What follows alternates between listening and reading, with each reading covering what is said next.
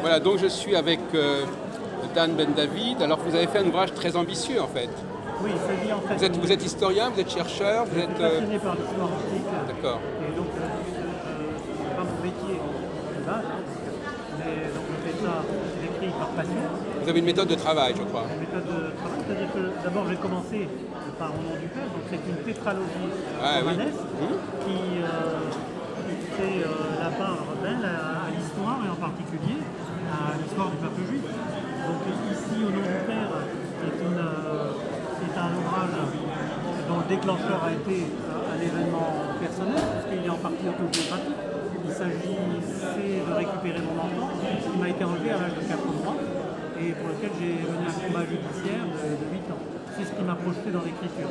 Donc ça s'est passé en Provence, et donc à partir de là, lorsque la situation est devenue trop douloureuse à vivre sur le plan personnel, donc j'ai commencé à écrire, à raconter mon histoire, et puis j'ai découvert dans un petit village provençal qu'il y avait des sources médiévales au niveau donc, des communautés juives provençales. Vous parlez de la région d'Avignon plutôt? La région d'Avignon, mon premier livre se passe à Beaucaire, et ce qui m'a interpellé à Beaucaire, c'est une église qui avait la particularité, l'église Saint-Paul, d'avoir sur son fronton une étoile de David.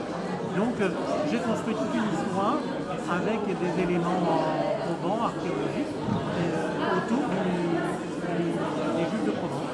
Et donc, vous-même, vous n'êtes pas issu des Juifs de Provence? Non, mais j'ai beaucoup d'attaches avec la France, parce que j'ai fait toutes mes humanités à Aix-en-Provence. J'ai fait un doctorat à l'université d'Aix-en-Provence. Alors ce qui craint dans votre ouvrage, c'est que vous reprenez, il est un peu provocateur, vous reprenez un peu une formulation chrétienne.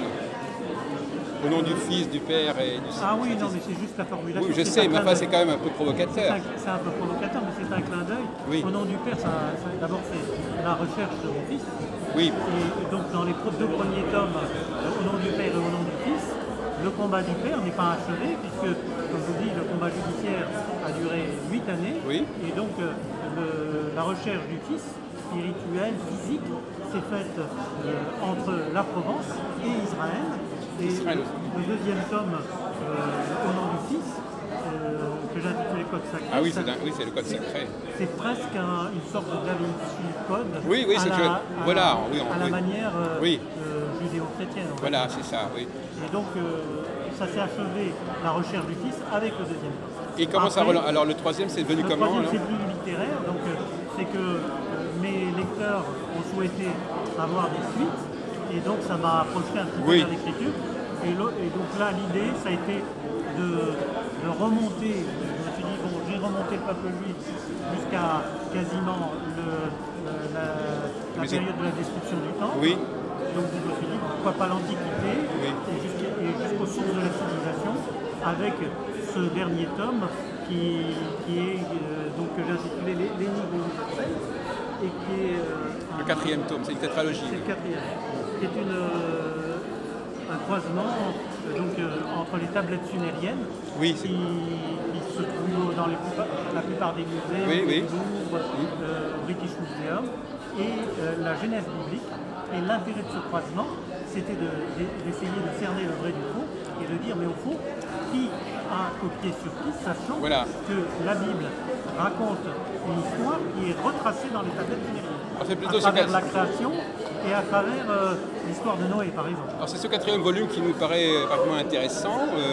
Ils sont tous intéressants. Non, mais je veux dire intéressant au niveau justement de l'origine du peuple juif, enfin, le contenu historique de la Bible, etc. Celui-là est original parce que pour la première fois, il fait remonter l'histoire juive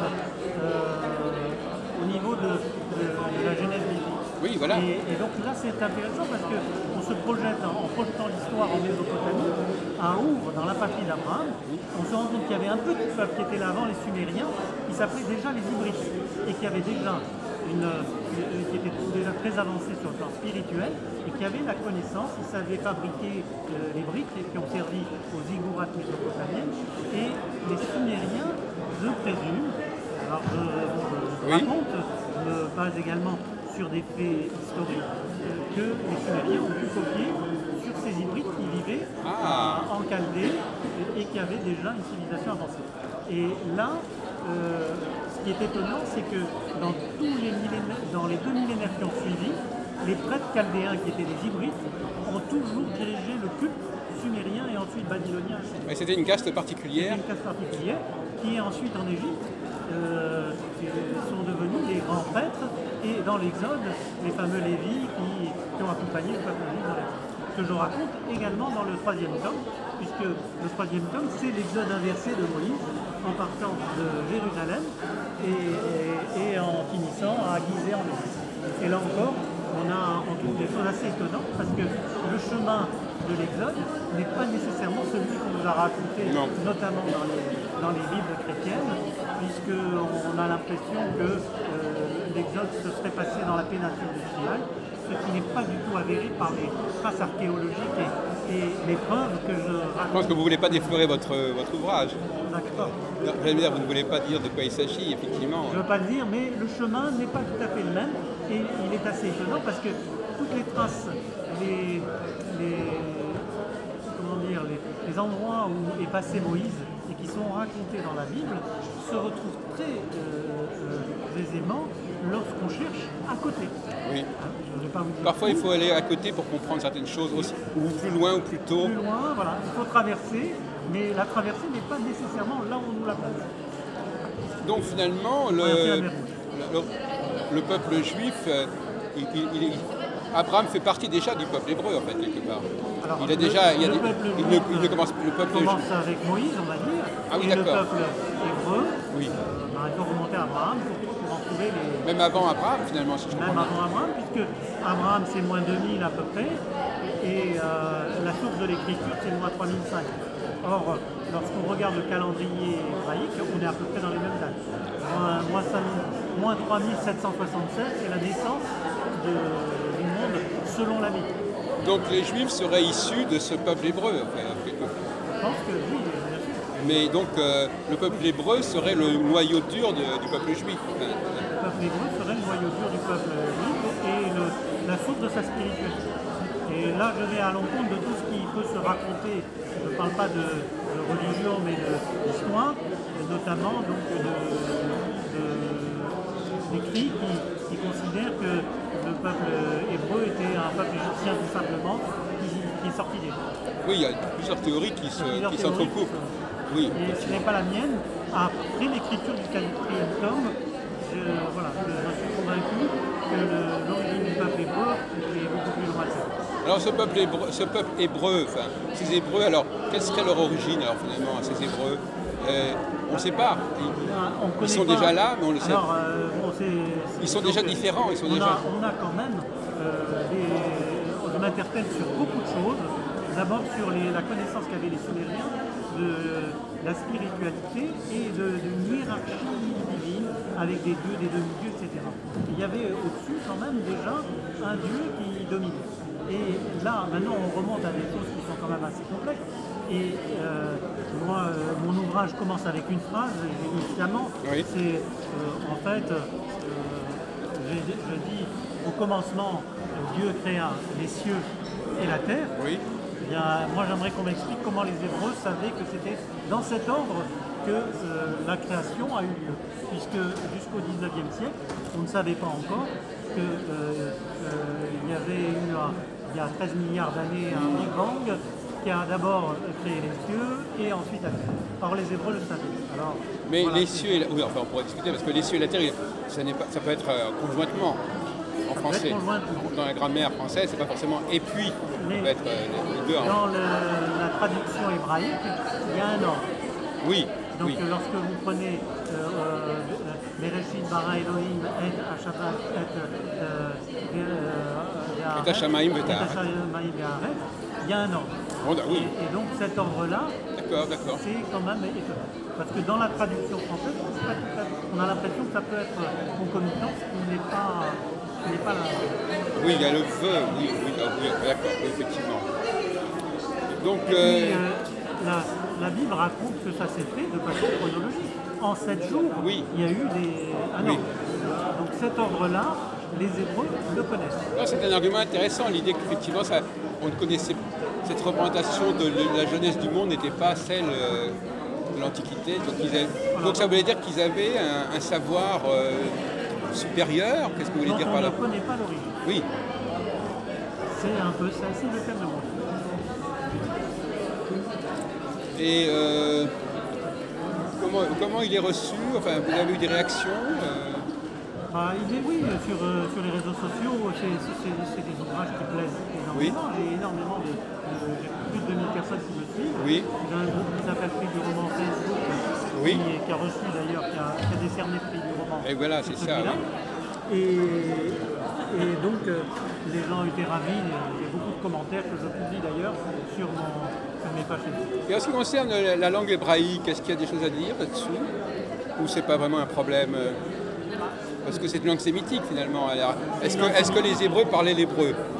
Alors, pas nécessairement. Pas forcément. Donc, a priori, les Égyptiens dans l'Exode ne parlaient pas l'hébreu. Ah oui? Oui, dans l'Exode. Quand est-ce qu'ils... Ah bon, c'est un point intéressant. C'est à partir de Moïse que l'hébreu surgit, ah bon? Probablement avec la royauté de David. C'est quelque chose qui se serait greffé par la suite. Mais bon, là on rentre dans le spirituel. Les croyants considèrent que l'hébreu c'est la langue de Dieu, c'est la langue dans laquelle la Bible a été donnée. Oui. Et, bon, pour le moment, on n'a pas de... C'est pas absolument évident que ce soit l'hébreu. On n'est pas obligé de se focaliser sur l'hébreu pour comprendre la question juive. Parce que c'est une langue sémitique comme d'autres langues, comme l'arabe, etc., comme l'araméen. Donc elle n'a rien de spécial finalement. Elle n'a rien de spécial, sauf c'est une langue sainte dans la mesure où les textes nous disent que Dieu a donné la Bible à Moïse et que Moïse l'a écrit sous la dictée en hébreu.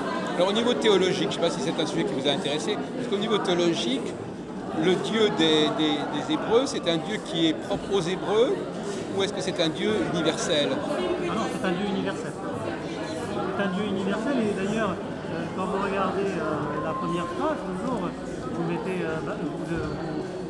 vous interprétez la première phrase de la Bible, Bara Elohim, c'est les dieux. C'est les dieux universels, c'est dans leur université. Oui, c'est ça, il y a un pluriel. Parce qu'au-dessus, il y a un Dieu qui commande tout et c'est totalement universel. Oui, mais enfin, dans le cas de... C'est vrai, mais dans l'Exode, ça ne se présente pas vraiment comme ça. Quand Dieu se présente, il dit je suis le Dieu de tes ancêtres, c'est notre Dieu. Enfin, c'est pas...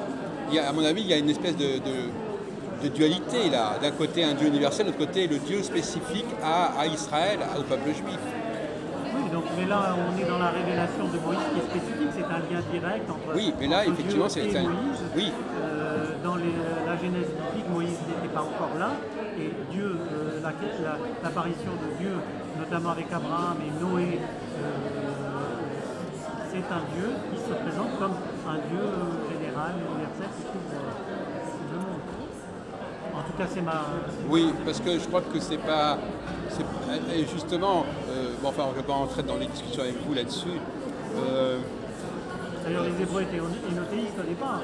Même Abraham était, avant de devenir monothéiste, il avait une croyance en Jésus. Est-ce que vous avez fait des rapprochements entre justement le dieu des Hébreux et le dieu de la mythologie Jupiter, etc. Enfin, il y a des... Moi, je me suis concentré donc, sur ce que je vais résumer, à savoir essayer de retrouver les sources hébraïques du peuple juif en Mésopotamie et autour de la patrie d'Abraham. Donc, vous avez découvert véritablement qu'il y avait une présence hébraïque, en Mésopotamie. Absolument. Et ça avait déjà été dit? Enfin, non, ça n'a jamais été dit. Ça on sait que historiquement, les historiens ont repéré un petit peuple qui s'appelait les Hybrides. D'accord, ça c'est une découverte importante de votre part, de la part de M. Tan Ben David. C'est un... Absolument. Là, c'est intéressant parce que ce petit peuple, les Hybrides, personne n'a essayé de le relier à Abraham. Voilà, alors, Kolakavod, comme c'est en ça que c'est intéressant. Oui. Et Charles-Marie Laroncière, qui est professeur d'histoire, professeur de lettres à Aix-en-Provence, historien, qui est plus de 100 livres, que j'ai rencontré à sa demande à Aix-en-Provence, a été donc fasciné par cette histoire. Félicitations alors.